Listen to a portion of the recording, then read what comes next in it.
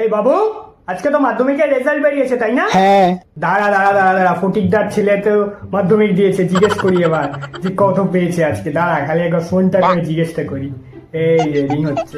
হ্যাঁ হ্যালো ফটিকদা, তো তোমার ছেলে তো আজকে মাধ্যমিকের রেজাল্ট বেরিয়েছে, কত পেয়েছে?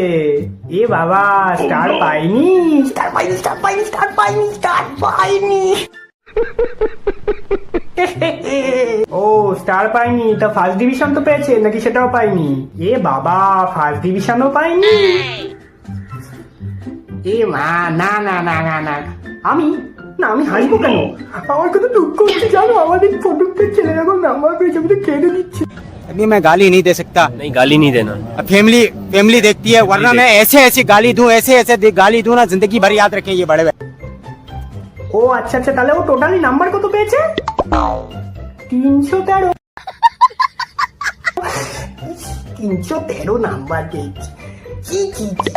সারা জীবন বাধ্য পড়াশোনা কিছুই করেনি বাবা, এই অহংকার ছিল ছেলেকে নিয়ে, দিয়েছে একেবারে দিয়েছে।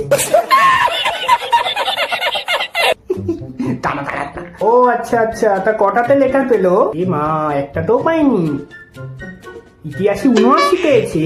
মা, এক নম্বরের জন্য লেটারও পেয়ে গেল। একটা তো লেটার, গাওয়ার ছেলে, একেবারে গাওয়ার ছেলে, বাবার তোলে গাওয়ার ছেলে হয়েছে।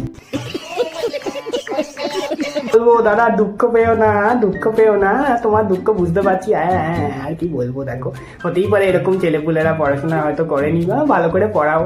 হ্যাঁ, ও তো যা রেজাল্ট করেছে, মনে তো হয় না সায়েন্স পাবে। अबे साले। ওই আর্টস নিয়েই পড়াও, ওকে আর আর্টস বা কমার্স তাই নিয়েই পড়া, সায়েন্স তো পাবে না, মন তো হয় না পাবে বলে। হ্যাঁ,